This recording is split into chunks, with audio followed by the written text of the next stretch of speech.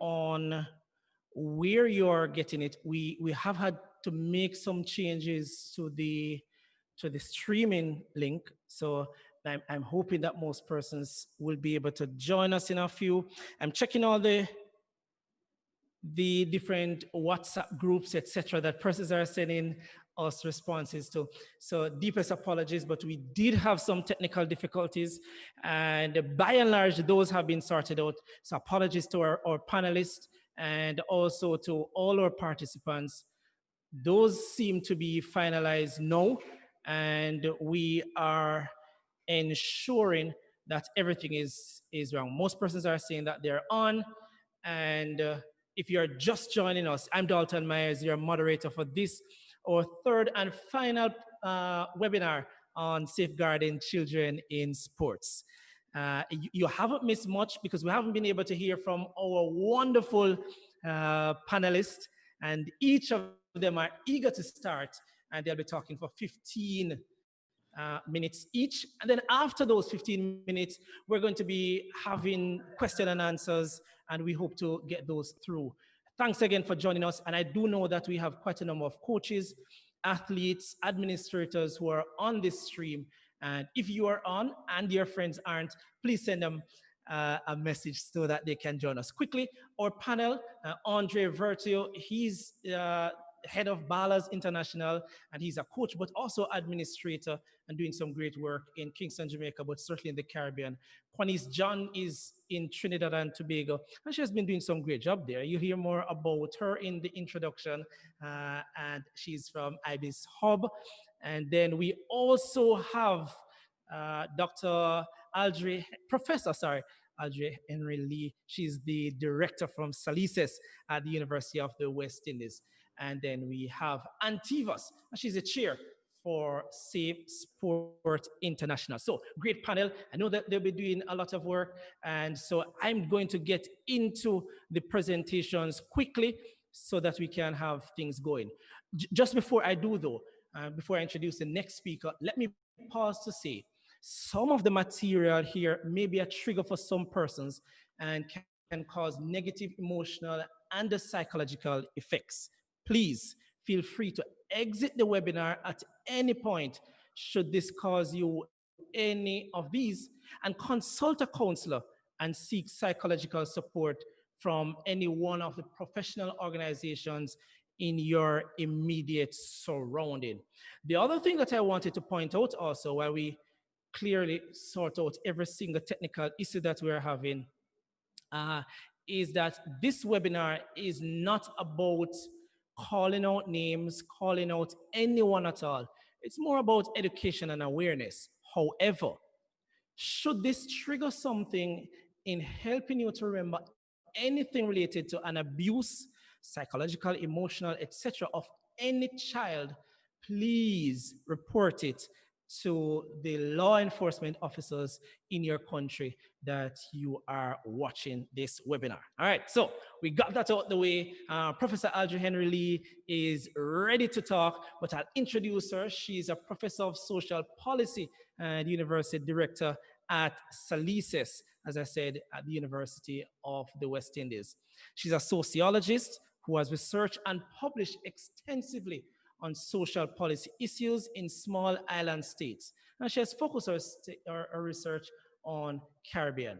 Since joining the university, she has been involved in research and teaching courses in social policy, both at the graduate and undergraduate level. And she's been in charge of many things right across the region. And so I thought I would welcome Prof and invite her to start her 15 minutes. Again, welcome everyone. Prof, over to you. Okay, good evening to the organizers, to my fellow panelists, and to the members of the audience. I hope we have children listening too, so special welcome to you.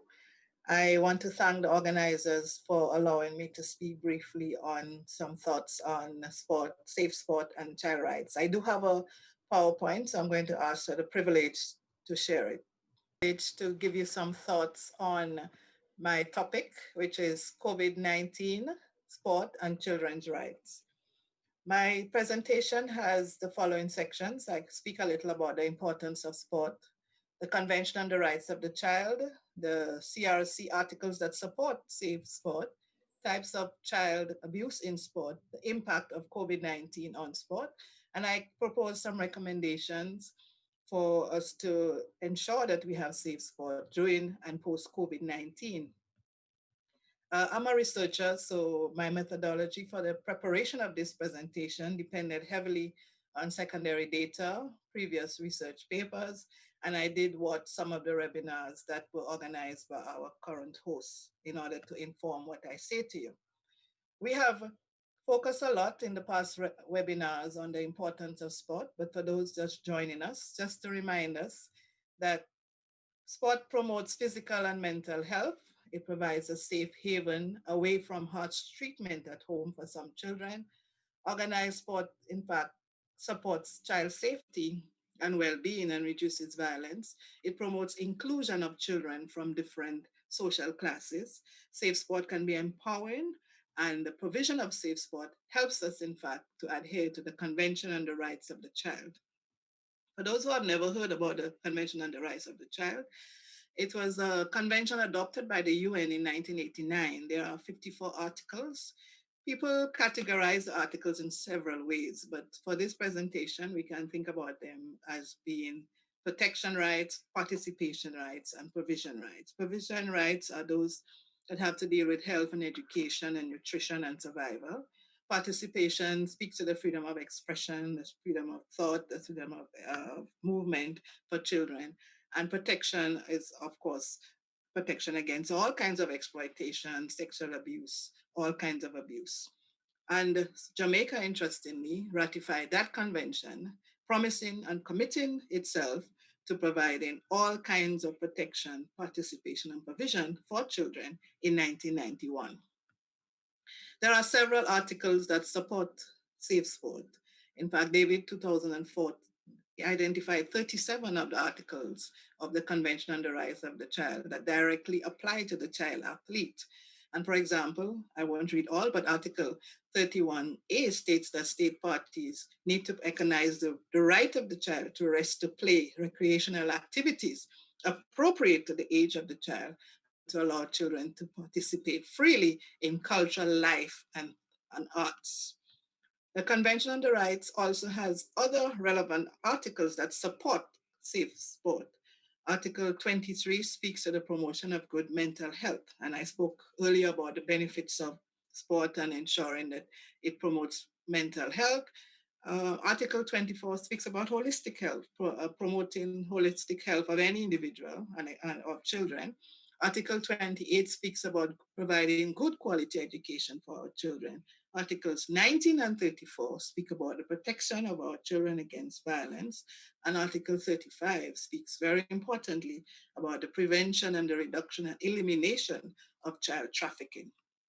The Kazan Action Plan of the UN 2018 tries to align the delivery of safe sport with the 2030 Sustainable Development Goals. And that's the UN 2030 agenda that we speak about so often. And we are mandated by that agenda not to leave any child behind. And some writers speak about children's safety in sport in 3 dimensions. They speak about in sport, through sport, and around sport. And when we speak about in sport, we are obliged to ensure that children are safe and that they can participate safely and compete in sport in a very safe manner. Through sport, we hope to develop the skills, life skills, and promote healthy relationships. And of course, we spoke earlier about the reduction of violence and sometimes even gang violence. Around sports, those who are indirectly connected with sports are also expected to develop healthy relationships, develop life skills, and become more competent, more build networks, and be part of healthy relationships. So, as we have said, and all of us who are here on this panel, advocates of safe sport, and this is just to remind us that we want safe sports at all levels. Of course, the last 2 webinars spoke a lot about child abuse in sport, and just for those joining us, there are several types of child abuse in sport. There's harassment, humiliation, belittling, shouting, sexual abuse, touching, videoing, photographing, giving inappropriate rights to victim, And sadly, the perpetrators of these abuses range from coaches to the children themselves. You know, their own colleagues may be the violators. And we know that girls are more likely to be victims of sport. And generally, it was noted in the other webinars too, there is an underreporting of cases due to the culture of silence. Everybody wants to keep quiet, protect the coach, protect the funder, and not get involved in too much court activity. Now, there were challenges before COVID about providing safe place and provision of safe sport for our children. We have noted the lack of places to play in the communities for some children. They don't have the proper supervision. They don't even have the space in which to run up and down.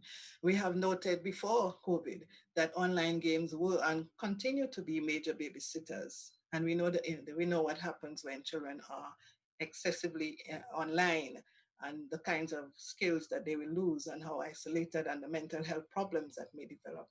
We have noted before COVID the heavy emphasis on academic rather than on recreational activities. And we know that the suffering that some of our PEP and GSAT students have had to go through, where the concentration has been so much on academic that they have not had time to relax, to be the other child rights of the provision of safe water and recreation have been violated. Depending on the school, child athletes are not regarded as highly the academic stars. Some sports are not accessible to all children. So 20% of the society may gravitate towards sports and recreation. And of course, we still we continue to have financial and human resources being our major concern in the provision of safe sport and developing all our child athletes in a proper way. So the impact of sport we know has been felt from elite athletes to those on school and community teams. The school children themselves have not been able to do their physical education. And I've spoke earlier about the impact that would have and the importance of having sport as a the promotion of good mental and physical health. Further education has been disrupted for child athletes, shattered dreams because the cancellation of sport events, decreased nutrition. We know that some children receive their nutrition at school. And of course, I think all of us know about the unhealthy dietary consumption patterns that we have developed now that we're at home and we have not been able to do our routines. Their lack of motivation for child athletes. And all of this COVID situation has actually amplified the societal inequalities that exist. And all children are at risk, but there are some that are more at risk than others. Those living in poverty, those in poor rural areas, those in the inner city, children in disabilities, children in state homes, street children, and all our children are suffering from the disruption in daily routines. Now I was asked to speak about the violation of child rights, and ironically, while we adhere to the health protocols to reduce the incidence of COVID, the lockdowns, the curfews, the isolation result in a lack of access to physical education and sport for our children, which is a violation of CRC Article 31. Continuing sport without the proper health protocol is a violation of our children's rights, Article 24. Stigmatization of children and their families that have COVID may lead to bullying, Articles 19 and 34 will be violated. The lack of access to privacy to report. I spoke earlier about the culture of silence, but even if you want to talk, do you have the access to the private place and space and a safe space to report an abuse? And that would be a violation of 12 and 23. And we spoke earlier about the increased violence at home because because of school closures, more child athletes at home, and some homes not safe havens for our children. So that these would be violation of Articles 19 and 34. But the COVID-19 is not all gloom and doom, and I want us to start thinking about what we can get from a moment like this. And I believe that the COVID-19 presents an opportunity to highlight the importance of sport, especially safe sport. Worldwide, sport organizations are sharing experiences and best practices. And in fact, it gives us a moment to be able to focus more on the needs of the different types of child athletes. The focus on hygiene now is something that we need to continue after that pandemic. And so it helps us to remember how important hygienic practices are. We can reach larger groups via esports, but of course we need to remember there's a group of children who will always not have stable access to what we put online. And it's an opportunity for us to explore how to include children with disabilities and other more vulnerable groups in the provision of safe sport. So some recommendations I would say for safe sport during and post COVID-19 is to utilize the opportunity for reflection and innovation, to utilize the opportunity for partnership among the key stakeholders, educate parents on how to look for signs of child abuse, help us to think about providing more good quality psychological support for our athletes, not only against child abuse, but just dealing with competition, dealing with moments of stress, dealing with having to always be the number one and always be successful and not be, otherwise you would lose that stardom. So all kinds of psychological support, we can think very clearly. We have the moment to reflect on what kinds of supports we can give to our athletes. Helplines for our athletes, listen to our children more, and concerned parents, give them an opportunity to express themselves. That would be fulfilling Article 12 of the CRC. We need to target the most vulnerable groups of children. I listed them before, and we need to always remember that gender mainstreaming is important and gender sensitivity approaches are necessary. How we treat boys has to be different from how we treat girls. The spaces we provide for boys to tell us about child abuse, the life skills that we have to develop, we have to put in, help our boys develop, will be different from girls. So we need to remember that we are dealing with two distinct groups that are very different in how they think and how they react to certain situations. We need to prepare and plan on how to cope with future pandemics. This cannot happen to us again in the same manner. We have to put things in place so that when the next pandemic, which I'm sure will come in, maybe not in our lifetimes, we know how to cope with future pandemics. There are examples, of course, of how persons have responded to the COVID-19. One that I'm quite impressed with is the UNICEF Jamaica initiative on EduSport, where they provide games that help children to learn. Esport, we have been told, has social, motivational, emotional, and cognitive benefits. So we have to think about of how we can develop that. Of course, the connectivity issues remain. So we have to think of ways of ensuring our children have access at all times. Do we need to increase access to data? Do we need to bring them safely to a community center?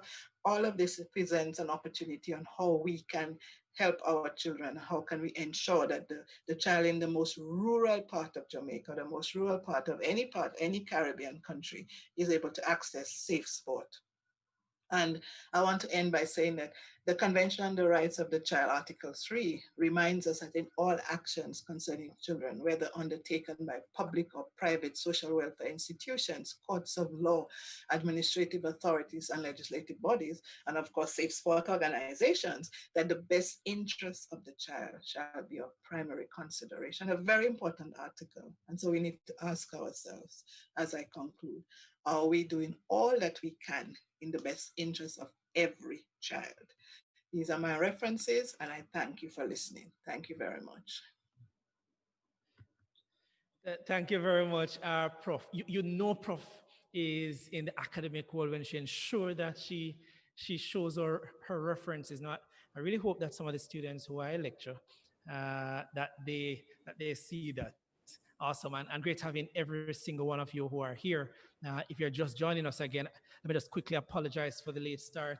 Apologize for the technical difficulties, and send the link to your friend just in case anyone is getting the other link, and send us something in the chat also, questions, comments, so we know that you're here. Give a shout out to the panelists here. They would love to hear from you, and certainly I would want to ensure that you are here with us. You just heard from Professor Aldrie Henry Lee. She's the university director at SALISES there at the University of the West Indies Research Center. and she did an excellent presentation. 3 more to go. And the next one, obviously, is Kwanieze John. And Kwanieze is a sports educator. She's from IBIS Sports Hub. She's a national rugby athlete and sports ambassador. She's been working continuously to increase participation of women and girls in sport in Trinidad and Tobago, and of course, the wider Caribbean. John has served as regional program manager for Rugby America North, youth development officer. She has been chef de mission for several games, leading Team T and Trinidad and Tobago Olympic Committee out there, including to Singapore. Interestingly, Kwanieze was a crucial part of a team that helped Trinidad and Tobago to win the bid for the Commonwealth Youth Games, which would have been in 2021 next year. But obviously, a lot of things shifting around and getting delayed, including our webinar. But Kwanieze has done an excellent job there with that team. And, I think they'll be doing a great job. So let us hear from Kwanieze John. Kwanieze, over to you. Yes, thank you for having me, and good evening, everyone. The topic that I'll share with you today, it's on implementing safeguarding standards in the Caribbean. And from my perspective, I think that the Caribbean as a region has its practices and has its culture around sport. And I think that we have to look at what we're familiar with and build on it so that we can safeguard our children in sport, and understanding that the leadership in our respective sports has a role to play in having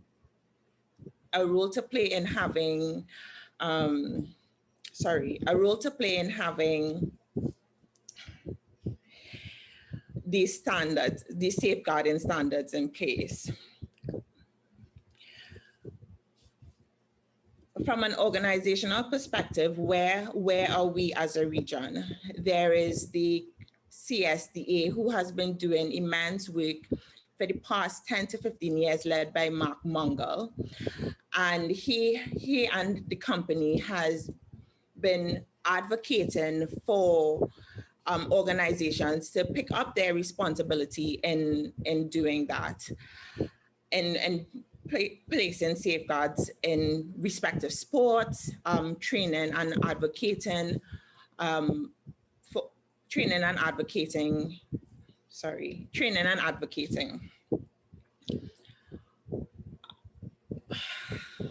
Ooh, sorry. No, man, that's fine. If you want a minute to just get composed, Kwanieze, yes. A lot of things has been happening. I'm going to ask technical team to switch a little bit, so we just get this sorted out. Don't worry yourself, Kwanieze. Do you want to continue, or you want me to just give you a few moments? No, I'll continue. Great. Listen, she has been a rugby player for Trinidad and Tobago, so trust me, she can manage through any technical challenges or any challenges that we're having. Kwanieze, back over to you. Yes, thank you so much. So what I wanted to share with everyone concerning implementing safeguarding standards in the Caribbean is that we have to look at our organizational climate.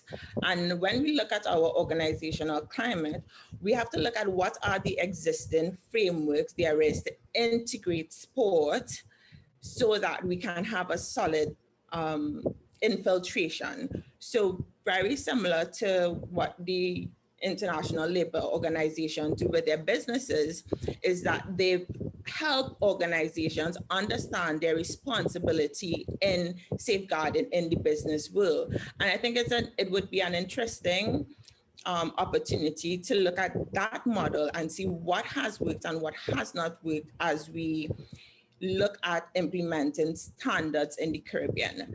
What I found is that standards are subjective to the region.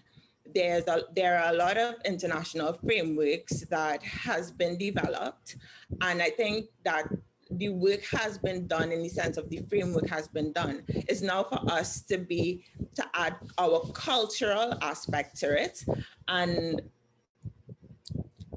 to add our cultural aspect as well as take ownership of the framework and perhaps dissect it and see how best we can integrate our culture. Because some of the issues in safeguarding are international, but each space is still very unique. So it would take a team as well as a multidisciplinary approach to assist sport understand their responsibility in implementing safeguards. One other thing that I wanted to look at is the communication around it in implementing standards in the Caribbean. The Caribbean has a unique language, and from my introduction to safeguarding, I thought it's a bit scary for persons who are now being introduced to its concept. And I really like the development of the term safe sport, because that gives, or that tells an organization that I'm making my sport safe and this is how I do it, right? So again, the communication around safeguarding has to be familiar and engaging and inspiring to want to have a safe space. And why should organizations be interested in a safe space or the smell of their organization? Why should they be interested in that? Because their bottom line is, if not for all sports, participation. And once children have a positive experience, they become advocates and grow an affinity to their sport. So what that tells an organization is that, hey, if I have an increased participation in my sport, then if I have an increased participation in my sport and everybody's enjoying my sport, then again, I now have advocates and people who would support my sport even when they outgrow playing the sport. And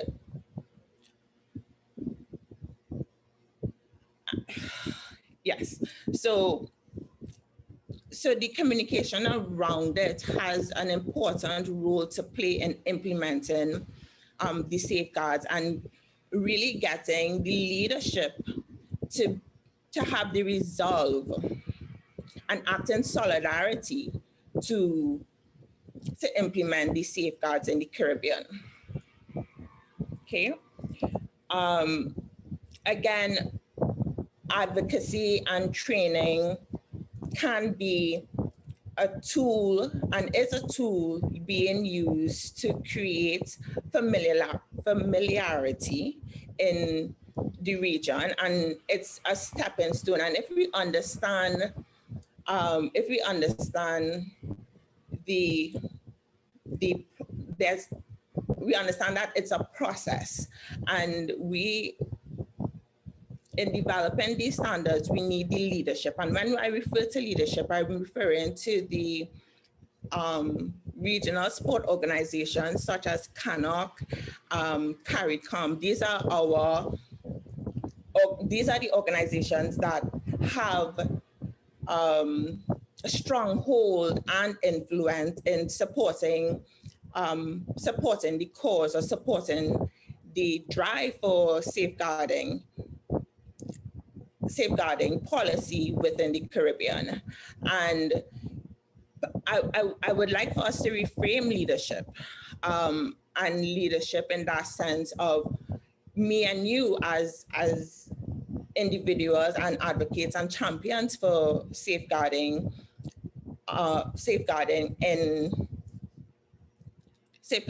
children, specifically in sport. as we understand that, once children have a positive experience and their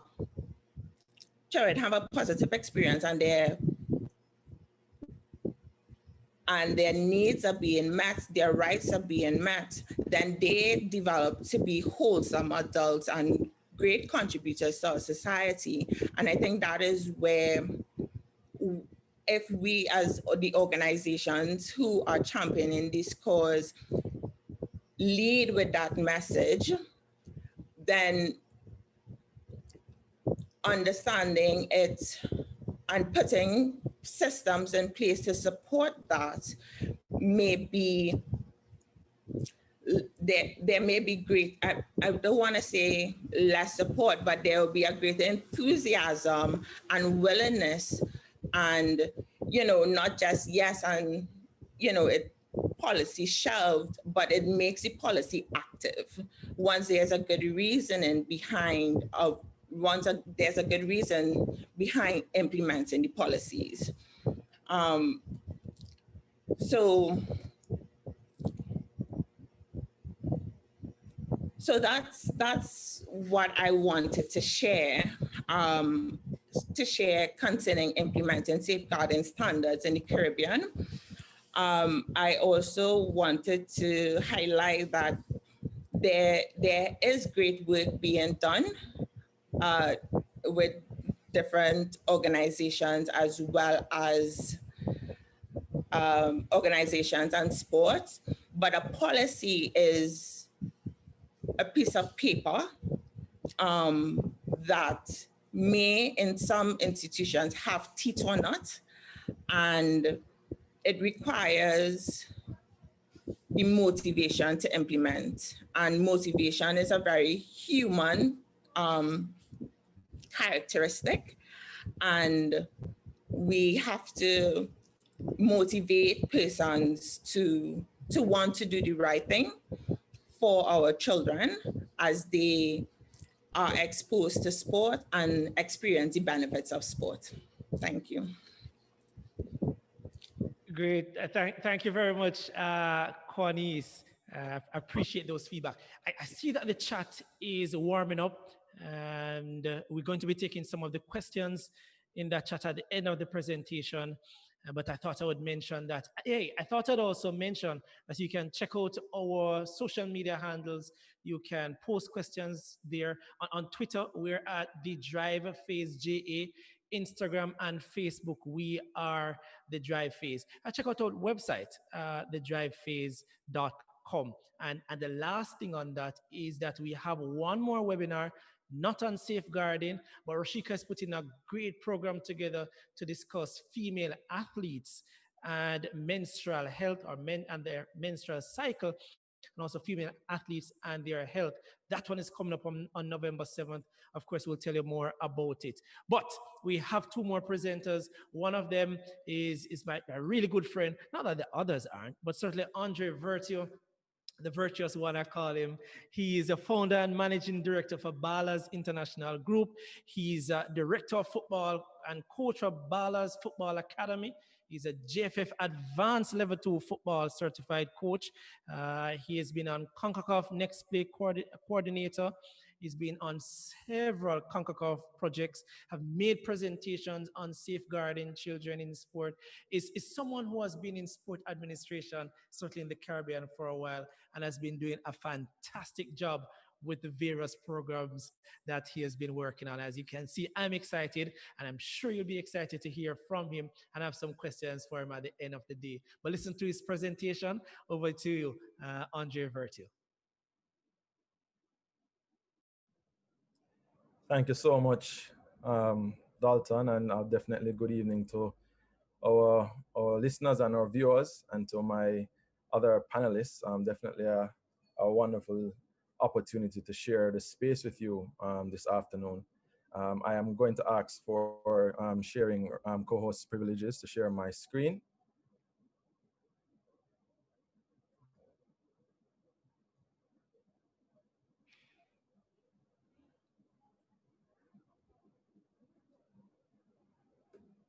So again, just Dalton's introduction of me spoke of my role as part of Ballaz Football Academy. And what I'm here to share with you today is just the role of the coach in making sports safer for children. A coach's impact and influence is definitely a very, very valid thing in this discussion. I do want to acknowledge the work that has been done over the years in trying to bring us aware and advocating for us to take a greater role and interest in safeguarding child protection, in safeguarding. The webinars previously have spoken a lot about abuse and the different types of abuse. So when Dalton asked me to share, it was really sharing from the context of the coach and just being on the ground and the issues and the challenges that the coach has to deal with on a day-to-day basis. And then by extension, the coach is really the support system around the player, around the athlete, and what happens. And so my sharing with you today, I'll start off with this very important quote, which some of you might have heard before, but a coach will impact more young people in a year than the average person does in a lifetime. So there's no doubt or denying about the impact of a coach. The question is what type of impact and what type of influence. If you are able to see the screen, there is a picture of one of our sessions where we are actually in a huddle, and there's a young boy who was coming to one of the coaches and recognized that we were about to, we were in a meeting, and he stopped to observe. And this kind of speaks to where, for me, I think the influence of a coach is. Players or athletes do what they see. And this little kid then many years ago has on a Cristiano Ronaldo shirt in those football languages, is a big football player. But you can fast forward many years. This kid is now in college, and the influence that we had on him then is very, very positive. And so I start off there because I think the coach is so significant to the process. But what are we communicating? And in a Caribbean, in a regional setting, there are so many misconceptions. There are so many things that, based on our culture, we kind of just throw to the side. Our previous presenter spoke about the silence that happens because of situations and don't want to bring themselves either into the public domain, or they don't want to raise any kind of issues, and it creates a number of different challenges. So I think there's a unique opportunity as a coach. Consistent influence activates change. And again, what is that consistent influence? Is it negative? Is it positive? And we want to activate change. So for us, with the discussion about safeguarding, with this discussion about making sports safer, the coach is at the center of it, and the coach has a role to play. And so we want to be able to talk to and about the coach and his or her role in making sports safer. So just a few things. There's a very important relationship that that is here, the coach and the athlete.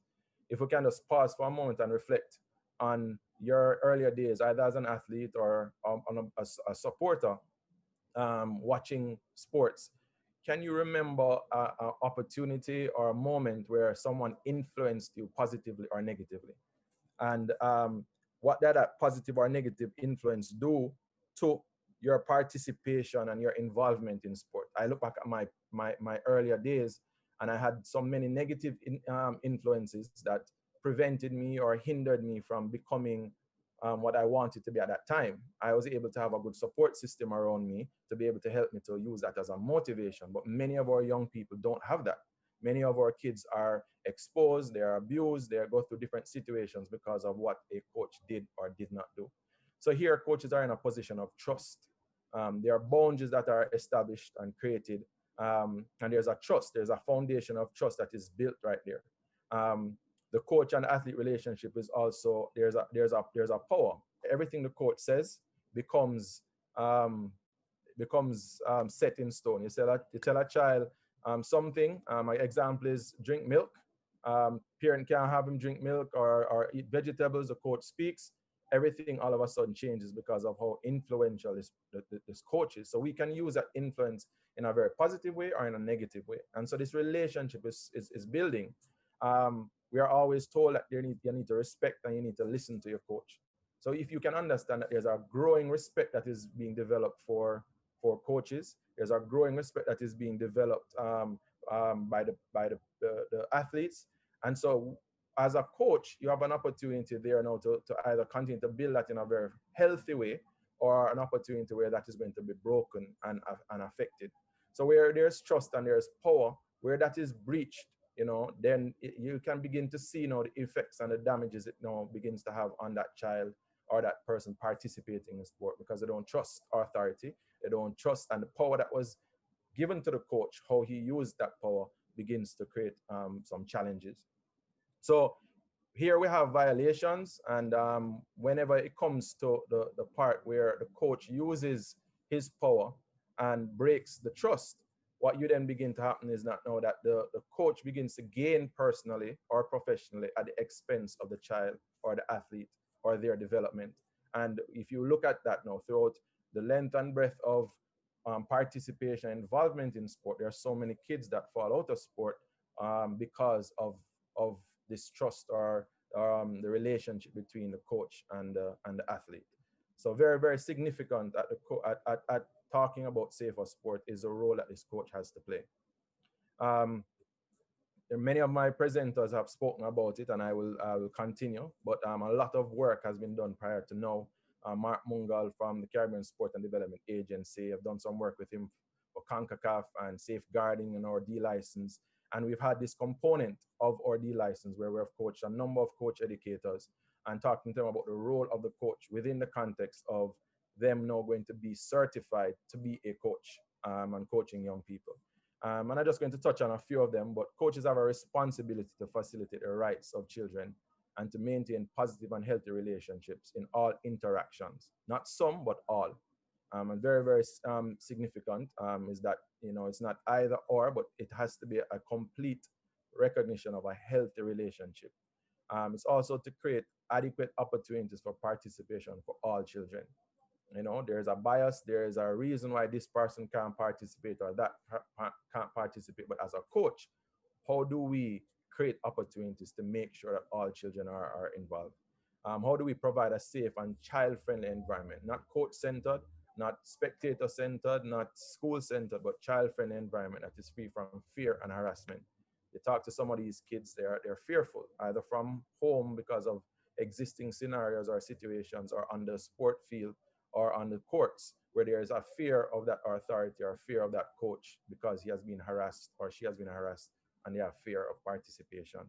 To promote the health and well-being of children, that's ultimately what we want. We want them to be healthy. We want them to be able to have a great experience in participation. And finally here, to facilitate positive social interactions among children, both on and off the field. I think there's a view sometimes as coaches where my job is to coach them about X's and O's, about the wins and tactics and winning games and competitions. But there's a life that happens outside of the field that the coach is not contain or thinking about. And so here, facilitating this relationship or interactions, not just on the court or on the field, but also off the field as well. One part of our discussion centers around what is it about the child. The child has rights, the coach has responsibilities, and there's that relationship again that spoke about that is between the coaches and the children and the children. And what is that relationship based on? And that relationship is based on these pillars: one of trust, one of respect, one of equity, fairness, honesty, and openness. So to my coaches who are listening, I mean, it's a charge, it's a challenge to reflect and to think about our training sessions, our environments that we're creating. Is it one of trust and is it one of respect? Is there equity? Is there fairness?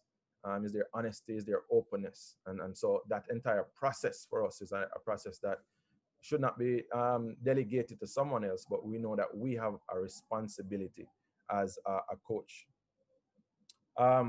Within the context of thinking about the coach and his or her responsibility, one then has to ask themselves, what does that look like? So in our environment, what does that look like when you observe a session or you observe a coach with his players or his athletes? What does that look like? And the environment should look something like this when you're talking about a good practice or good behaviors. It creates an enjoyable and a safe environment free from fear and harassment. It's promoting fair play. It's demonstrating respect for all, not for some, but for all. When you think about the issues that we're having in the Caribbean and issues about respect and so on, you want to be able to start that process from very early with the kids that you have in your care and the athletes, talking to them about how you need to respect the game, respect the referees or the umpires, the officials, the spectators, all of those things come in, but it has to be demonstrated. It has to be modeled. How is it looking in terms of, is it developmentally appropriate? Every child is different. Every athlete is learning at different stages. And so your sessions have to be developmentally appropriate. We are providing opportunities to grow, to learn skills and knowledge, and very, very important. This other one is a very important one, especially here in the Caribbean, but give supportive language and tone and attitude towards the children. This is very, very important. Sometimes we think it's by barking out instructions and shouting and so on. Sometimes that actually embarrasses. Sometimes that exposes and creates an environment that kid doesn't feel safe. So are the communication and language supportive in nature?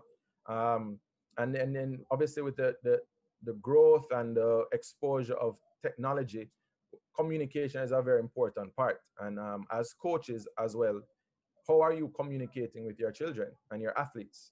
Not just in and around the field, but also electronically. Are your conversations, is there accountability with your conversations? Are they done in a way where you are protecting not just the player or the athlete, but also yourself and the profession? And is it tied to your job description? What is your role and function? I am a coach. And are you doing it based on your qualifications and what you're doing? These are important things that if you stand from afar or you come close and observe, you should be seeing these things in your sessions. And if you're not, then you have to then evaluate and see there might be adjustments that need to be made. Equally, I would not be able to go through the good practices without touching on what some of those poor practices look like.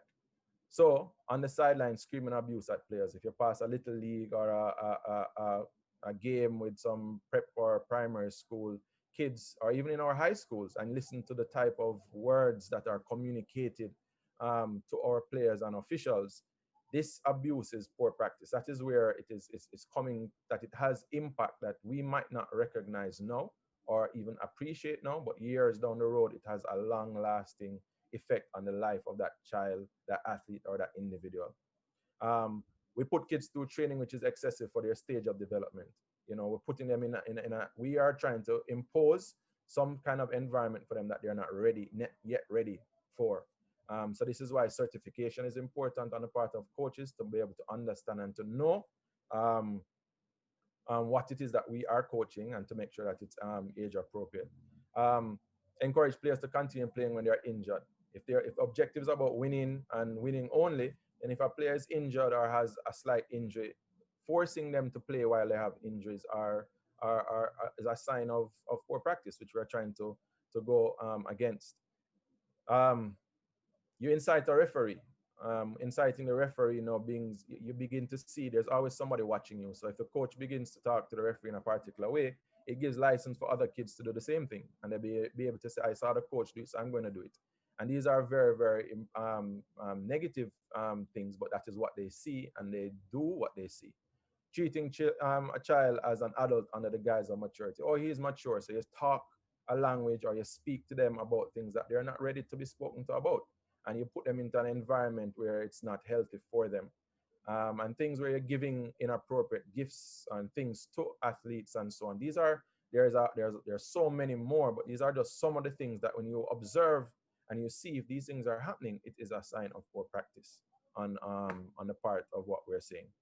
So the responsibility is always with the adult to establish and to maintain appropriate boundaries with your children. So you need to be transparent, you need to be accountable, you need to be connected to your coaching duties. I said that earlier. And in response to meeting the needs of the child. That was also said by my previous presenter, that is about the needs of the child. That child coming to you has specific needs that we need to be responding to. And then there's we need to reflect a duty of care and protection for the environment that we're creating. So the coaches who are listening are here, are going to listen. This is a very important thing that we have to self-reflect, and we have to begin to ask ourselves the question, Am I coaching how I was coached? Am I coaching based on the influence that I had earlier? And what type of influence is that in relation to what is being presented and what is being asked of me as a 21st century coach? And what you need to be doing in making sports safer for you and your children. Very, very significant is the work that has been done prior to. But coaches, I think there, and I'm speaking specific to coaches, is there is a lot that we need to be doing in understanding our role as a coach and what we need to do.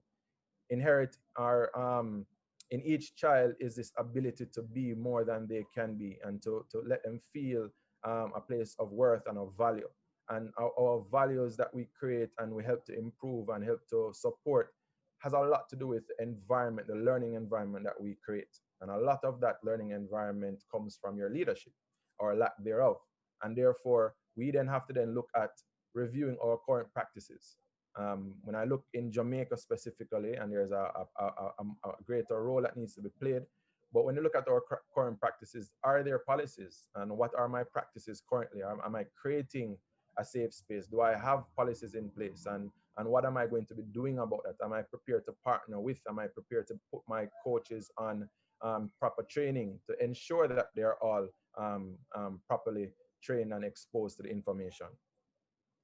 We need to then move from just reviewing and practice our practices and seeing what policies exist to ensuring that safeguarding continues. So with our international partners, regional partners, locally and regionally, we need to then begin to say how more we need to do and expand it. I know, as I shared with you with CONCACAF within a football, I know that West Indies cricket, I know that netball, that there's stuff, but there's so much that is happening that it would be wrong of us if we don't take the time to ensure that we are doing that. We need to adapt the safeguarding policies and guidelines within the international sport fraternity, and make sure that it is relevant and it's available and that we are participating.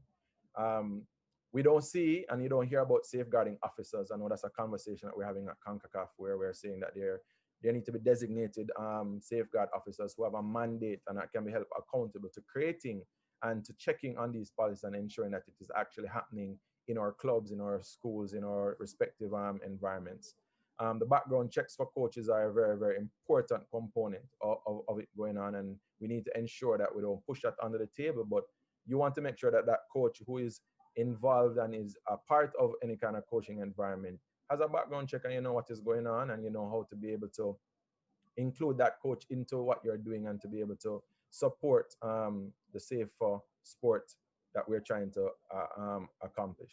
So we will continue to partner. And when I say we, I'm talking about the coach, me as a coach, as well as other coaches in the industry and around the region to partner with local and regional stakeholders to make sure sport is safer. But it requires awareness and education. There's a due diligence that has to happen, and there's advocacy that needs to continue to be there. These are some resources and also persons of reference, organizations that are doing a great work. Child Protection and Family Services, Canada Coaching Association, Caribbean Sport and Development Agency, and CONCACAF, who have both contributed to where we are in this process. So as we go, I just close with, we're not just coaching the game, but we're impacting, influencing, and inspiring lives through the game. So it might not be the game for you, it might be sport in general, but it's not just to say we're just coaching them, but we're impacting and influencing. And I believe that there's a lot that we can do. There's a far way that we have come, but there's a lot more to go. Thank you for your time, and I look forward to the questions. Thanks very much, Andre. Right on time there. I heard the time, of course. So thanks for that. Speaking of time, just about 5:22 here in Kingston, Jamaica, 6:22 in the Eastern Caribbean Islands. We hope to go probably about 15 minutes later than we wanted to end this. So we probably finished just around 5:45, 5:50 thereabout. I know Rashika is going to kill me because she said 5:45 Jamaican time, 6:45 in the Eastern Caribbean, especially in Trinidad where Kwanieze is. But our next presenter, is not in the Caribbean. So while it's 5:22 here, it's 11:22 p.m. where Tiivas is, and is our next presenter, and is the chair of Safe Sport International. She's a former director of the NSPCC, and she probably will tell you more about that in the Child Protection Unit, and is also chair of the International Safeguards for Children in Sport Advisory Group, having been a founding member of the initiative to create safeguards in collaborations with UNICEF, Brunel University, and other sporting bodies since 2012. And is a member of FIFA's expert group on child safeguarding. She advises a number of international groups on child protection and safeguarding in sport, and is frequently called on to develop policy development overseas. She's been a part of several European projects on safeguarding in youth sport and elite sport with many member states. Listen, she has been doing a tremendous job internationally and has been speaking on quite a number of webinars also on this topic. Wealth of knowledge on this area. And Tiivas, welcome, and over to you. Thanks very much, Dalton, for that big build up. I hope we can live up to it. I'm going to try sharing my screen now, so hopefully this will work. Yeah, okay, and hopefully we got the right presentation. Thank you so much for inviting me to join you. I'm really pleased to be here with you. I've been hearing a lot about what's been happening in the Caribbean, both from Mark Mangal, who I've known for many years since we started on the journey with the International Safeguards for Children.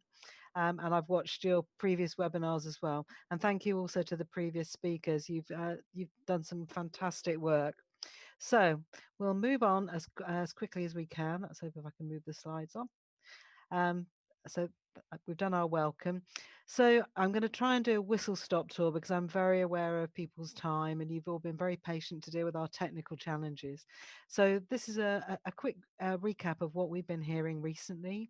A lot of stuff from the athlete voice, and we'll hear some more of that in a minute. Greatly raised awareness because of the media attention on the subject at the moment. We're full of documentaries, media stories, and hearing athlete voices on the news as people have more confidence to come forward now that policies and procedures are in place. We're also seeing that where statutory agencies do inquiries frequently into institutional abuse, now those inquiries and reviews are focusing on sport. So if there is something happening in your sport, it's much more likely now that it will come to public scrutiny and attention. We're also really seeing that sport and what's happening in sport is coming to the attention of UN agencies and intergovernmental bodies, as well as for international sports federations and Olympic committees. And a big change recently is what we're seeing in terms of sport governance. It used to be just about running sport, whereas now the inclusion of safeguarding is typically in the top 2 or 3 of every organization's risk registers. We've heard quite a bit about the research and evidence background, so when we get to that later, I'll probably skip through because we've already had some good summaries on that. And I'll also do just a quick tour of and refreshment of the tools and guidance that have been developed recently that others have referenced. And we'll also mention the education and training developments that Andre was talking about as well. That's absolutely critical if we're going to remove ignorance around the subject. And also thanks to Aldrie for the work she has just outlined in terms of the impact of COVID-19. So I'm pinching a film from the Centre for Sport and Human Rights that they showed at their global webinar on athlete abuse this week.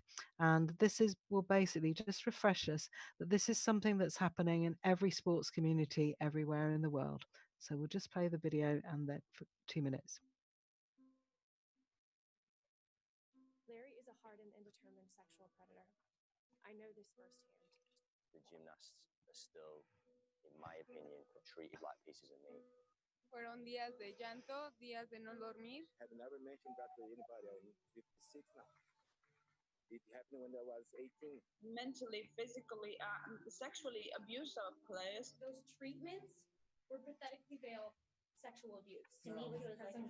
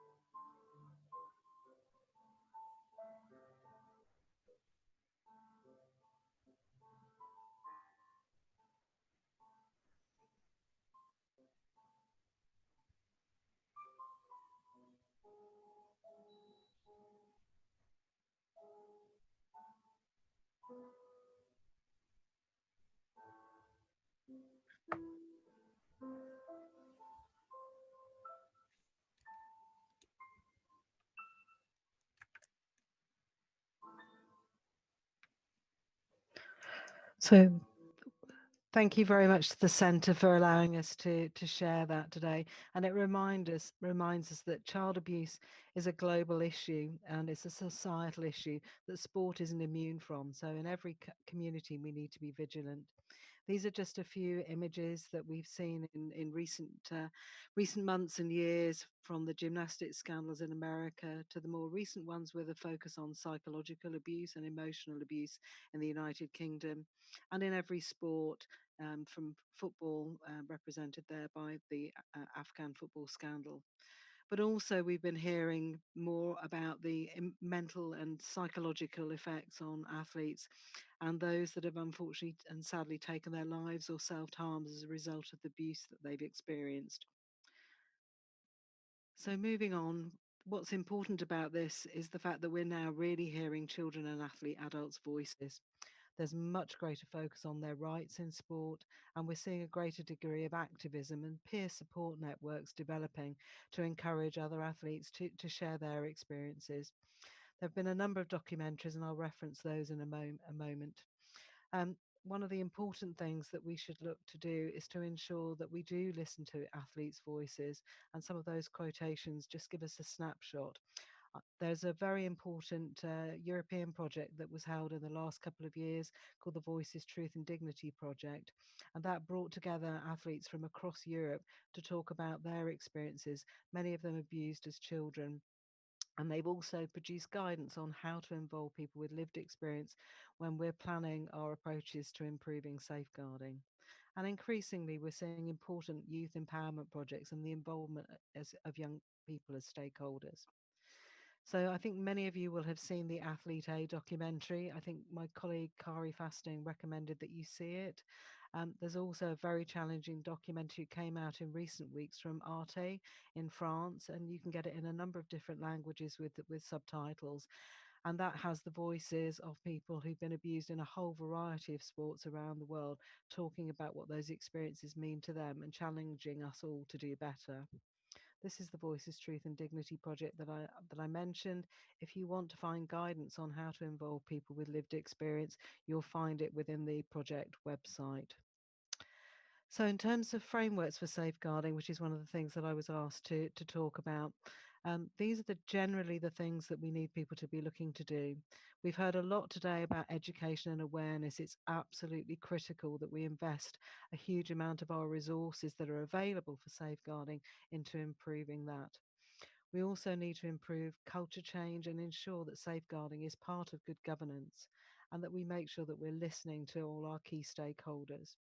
One of the things I'm going to pick up that Kwanieze spoke about was around leadership and everyone's responsibility. And I really like the word she used around reframing leadership. Leadership is for all of us. None of us should be bystanders, and we should all take a lead in addressing this work, not just leaving up to the higher ups. But we do need to see greater leadership from the top of organizations, from boards and executive teams, making sure that everybody at that level sees this as their responsibility. There are some current challenges, I think, where we need to join up better between children and adult safeguarding, so that we don't just, that transition isn't just a falling off of the cliff, particularly with children and young people going into adult sports environments in the talent area. And importantly, we need to see all of this work in the context of integrity and well-being, and taking an athlete's and a human child and a human rights approach. So back in the UK, we started back in 2001, where we started to create the first ever frameworks for safeguarding and protecting children in sport. And it came after a large number of high-profile scandals in abuse around the United Kingdom. And we now have these safeguarding standards in place for every country in the United Kingdom. And the typical components are very similar to what you'll see and were the foundation really for when we started the work on the international safeguards for children in sport. I won't go through all of these because I think you're familiar with them from the previous speakers, but these are common in all of the frameworks and the more recent frameworks that I'll mention coming up. In the UK, they're based around principles for how this is everybody's responsibility. And I'll just flag up a couple of key things that people have mentioned. Right at the top, you'll see the importance of board leadership and having the knowledge, skills, and expertise in terms of knowing what to do to get their sports to do what they need to do. And if you go a direct line to the bottom, it's the culture of listening to and consulting with children and young people. I'll build also on what Andre mentioned, which was the importance on the top left of designated person roles. So I don't know how that skipped back. And having these roles is absolutely essential, but they mustn't just be seen as everything being placed on the shoulders of those designated persons officer roles. They need to be supported by everybody within the leadership in the organisation. For any of you who haven't seen the International Safeguards for Children in Sport, I know Mark referenced them in the last webinar. You'll be able to see this link obviously in the recording, but I would encourage you, if you haven't, to have a look at this and the toolkits that are available to help sports organisations to put safeguards in place. One of the things that we do with the International Safeguards for Children Advisory Group that Mark's also a member of is once a year we have a big campaign in terms of raising awareness of the importance of the international safeguards. This year we had the biggest take up of any year we'd had previously. We hold it on the 8th of August because there are 8 safeguards and 8 pillars for safeguarding children. And this year, as I say, the take up was enormous. What we're asking people to do is to take the pledge to fulfill these safeguards. So there are 8 safeguards, as I've mentioned. They mirror the ones I previously outlined. And the pledge is we're asking organisations and individuals to commit towards working towards safer sport and to work towards putting in place these 8 international safeguards. What that means is a commitment every year to check out how well we're doing, what things we're doing well, where there are gaps and where there are strengths, and to promote this campaign every year. So we will asking those of you who are listening, if you haven't signed up already, you can go on the Facebook page for the International Safeguards and make your pledge and join the movement. If you're an organisation that doesn't work directly with children, you can also make a pledge to promote and advocate for the international safeguards through your networks. I'm just going to skip through this because we're running out of time. I'm just going to flag up the other toolkits and resources that people have mentioned, and hopefully add a few that you might not have heard about. Most of the work that we're doing at the moment with international federations hinges on the work we did in the 2016 IOC consensus statement about the protection of athletes from harassment and abuse. What's been really important is that work has been built on. There are now procedures for athletes to be able to report at Olympic Games and at Youth Olympic Games. There's an athlete protection toolkit and resources. And as part of the ongoing work and the IOC strategy review, which has been worked on this year, there's now going to be the development of safeguarding training for designated persons, which will launch next September. FIFA has also launched its toolkit in the last year, the Guardians Toolkit, and they have an expert group now on child safeguarding in football. So there's a hugely strong commitment from these major infrastructure agencies, which are showing a leadership role to international federations and national federations. And those are just a refresher of the IOC Toolkit and the Guardians Toolkit. Aldrie also mentioned, very importantly, that governments, through the MINEPS, which is the Ministers of Sport meeting, the Kazan Action Plan now has indicators for safeguarding in sport. And we'll just have a look at those very briefly in a moment. What we're also seeing is that whereas 20 years ago, nobody, certainly in the UK, would ever have mentioned child rights or human rights in sport, this is now a major issue. And it's very important that we see what's happening for children in sport in the context of all of their rights, as Aldrie mentioned at the beginning. And increasingly, we've seen the development of both child and adult protection agencies around the world. And it's really important that these exist in independent units as well, so that independent advice and support can be given to people within sport. Our own organisation, Safe Sport International, is currently developing a programme where we're looking to develop inclusive safeguards for everyone in sport, whether they're adults or children, whether they're athletes, whether they're officials, or whether they're people in leadership roles that are struggling with abuse and discrimination.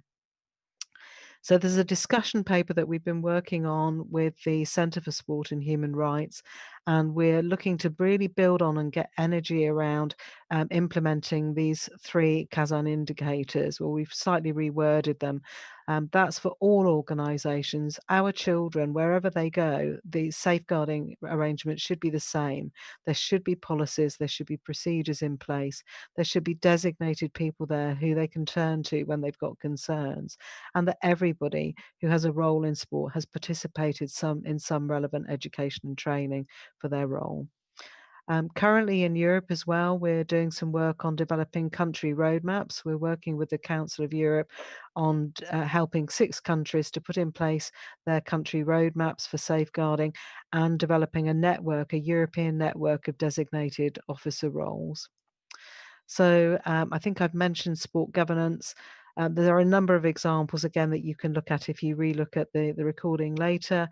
But the examples include what's happened in the United States around mandating safe sport programs, particularly for Olympic and Paralympic sports. In the UK, we have a governance code for sport that's well worth looking at if you're thinking of developing a governance code that includes safeguarding within your country or region. And ASWAF, the Association of Summer Olympic Sports, now also reports on safeguarding as part of its governance arrangements. There's a number of issues around case management. We've got gaps all over the place. There's a lot of disconnect between sport and statutory agencies that need to be bridged.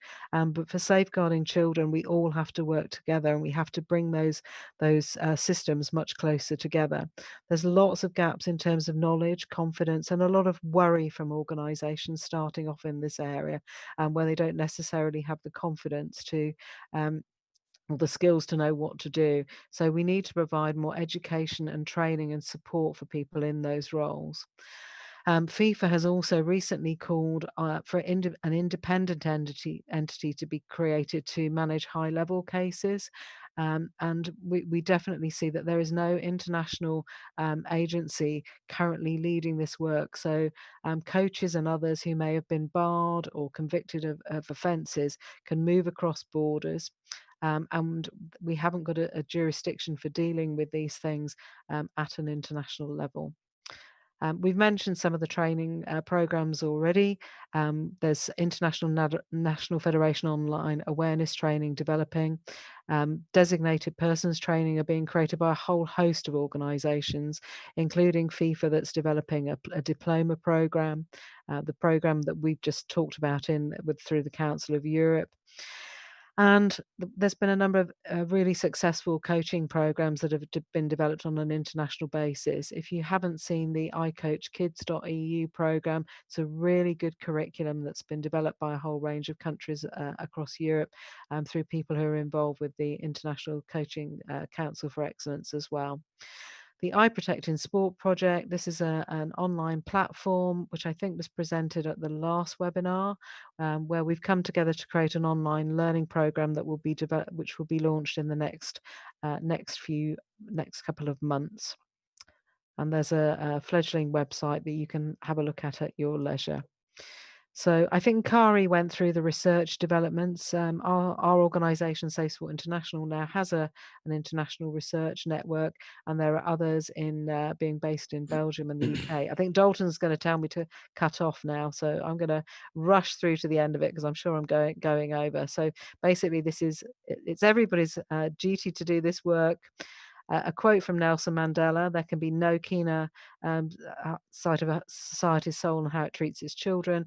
And one of the I mustn't miss this at the end, that's for sure, is the challenge to us is, how can we do this? How can we create our budding children to get to be successful, very happy athletes in the future? I was going to show a video. Have I got time to show 2 minutes or not, Dalton? Are you going to tell me yes or no about listening to children? I may have to include this later. Okay. And I know you've done a lot of work on it, but just trying to ensure I keep it together, if you don't mind. Yeah, no, I'm going to stop. Sorry, I hadn't been keeping an eye on the clock. You should have stopped me. Okay. But anyway, thank you very much for being here. And I'm sure we can share more of this stuff online. Thank you. Amazing. Thank you very much. And listen, I'm going to go straight into the chat. I know persons have been throwing questions in there. So let's just pick up on one. This one I'm going to go to Andre. Just before I go to Andre, though, if you have other questions, please feel free to share them. Even if they don't get answered now, I guarantee we're going to get them answered from our presenters and put them on our website for you to see the responses. Hey, so Andre, one of the questions there, someone is asking, Marisa Gibson Bailey, if you know, how many of coaching courses include pediatric psychology, pediatric biomechanics, understanding the child from a 360 degree is key. So Marisa wants to know how much of those pediatric psychology has been included in some of our coaching manuals, etc. And then Mark Mungal wanted to know how do we get, not for you, Andre, and I probably would push this one to Prof, how do we get Caribbean leaders to be more involved in safeguarding children in sport, but certainly safeguarding children and protecting the rights of the child? Andre, I'll go with you first, and then Prof, you will answer the second question. Then I have a couple more, or a few more that I have for the other presenters. Yeah, thank you. That was a good question. It has come up quite a number of times.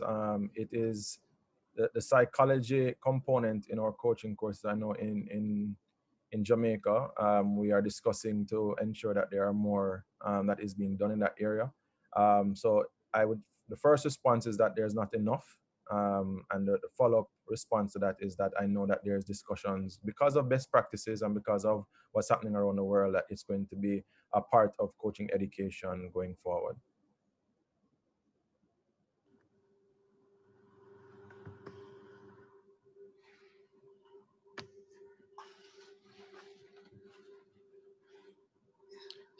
Sorry, Andre, I think Prof, you can go ahead. I lost a little bit of audio, but go ahead, Prof. Oh, okay. That was an excellent question. Thanks for it. I believe that governments respond when there is citizen action, and we really need citizens to demand more from our governments. And I'm asking child advocates, non-governmental organizations, and the media to help us to expose all the abuses in sport. And of course, we also have to facilitate and provide opportunities for children to speak out and feel safe. But unless we have a demand from citizens and the government realize they're getting too much negative attention from this particular issue, that's how I realized that they respond a lot of times. Of course, we have the CRC that we must not forget. The government is obliged to report to the UN on the progress in the adherence to child rights. There is a report that NGOs can also submit to the UN. And if we have issues that are bothering us, we should use this report to state our concerns to the highest level. This kind of attention, again, would make the government respond in a positive light. But each of us, and I believe our last speaker reminded us that each and every single one of us is a duty bearer and must uphold safe sport. Thank you.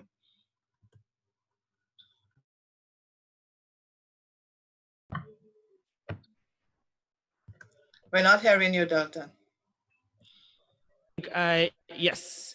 they're having so many technical difficulties. It's amazing. Kwanieze, I have a question for you from various persons here. In terms of Trinidad and Tobago, you have worked with the Olympic Committee there. You have been an athlete yourself. Talk to us about some of the standards that you think are being implemented in Trinidad or need to be implemented as regards to safeguarding, since our Caribbean realities are different somewhat. And you have talked about the work that Mark is doing. But before you answer that question, I thought I would also ask Anne to go before you to answer this one for us. And Safe Sport International is a broad umbrella group, and you have been working with many organizations across the world. How do you manage to get standards implemented, widespread standards across the world, since in the Caribbean there are differences in terms of culture, whether it's English speaking or Haiti or etc., versus Europe versus Africa, etc. How do you manage those? And I'm going to pull you in first, and then Kwanieze is going to answer her right after you. Okay, I mean, I think the start point is that children's basic needs are the same wherever they are. Their needs for safety, security, love, care, education, and health are the same. They're the same things that are in the UNCRC. But then it's about contextualizing things, about what does this mean for us locally? What does this mean for our community? How do we explain it in our context? So that's all about working in partnership and listening to what people tell you about what's important locally and the best approaches for things. So hopefully that's simply put. But if you always start from the point of what children need, you won't go wrong. All right, thank you. Kwanieze, you want to respond in terms of the question, and then I probably have a follow-up for you guys.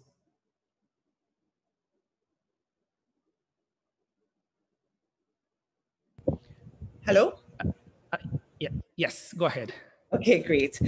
So what we've seen is that, and what I think we need as well, is the awareness of our behaviors and how that, our awareness of our behaviors and what is accepted and what isn't accepted. And that is developed through code of conduct. And again, based on the values of your sport and based on the values of sport generally. And I think where the lines are blurred, and Aldrie mentioned it, is our perception of what is right and what motivates athletes.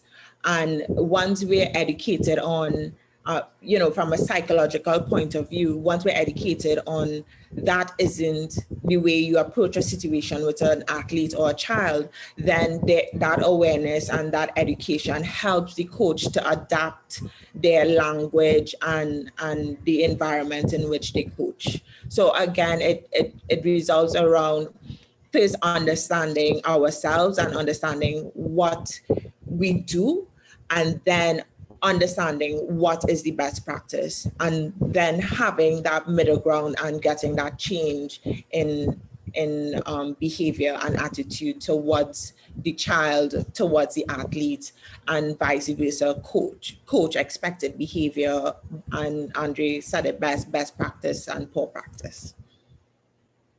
Great. You mentioned Aldrie. Aldrie, I wanted to ask you this follow-up question. You have worked with Mark Mungle before. He has been on this webinar also, and he has been mentioning about Safe Stamp, which is really about a registry that incorporates all the coaches, etc., or managers who are involved in sports. Do you think we need something like that in the region? And specifically, what role do you think that would help you and others who are in sports, coaches, etc., in a Jamaican scenario?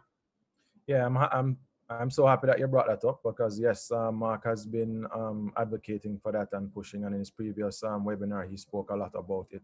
I do think it provides an opportunity or an access point of ensuring that persons are all into a registry where we can find a space by which that is something that everybody does. It helps with accountability. It helps to keep us alive in terms of what's happening around us. And the registry is going to provide so much opportunities for us to come together, because at the moment it's fragmented. People are doing stuff, but we're not really sure what they're doing. So under Safe Stamp, I think it does provide something, and Mark has obviously, and we'll continue to do it, and we will do our part as well to ensure that there is something like that that we are needing to. So it requires a lot more in terms of our collaborating and partnering, but something like that is going to be very significant, because we don't at the moment have anything that brings us together and that we can have best practices in that context and also keep us accountable.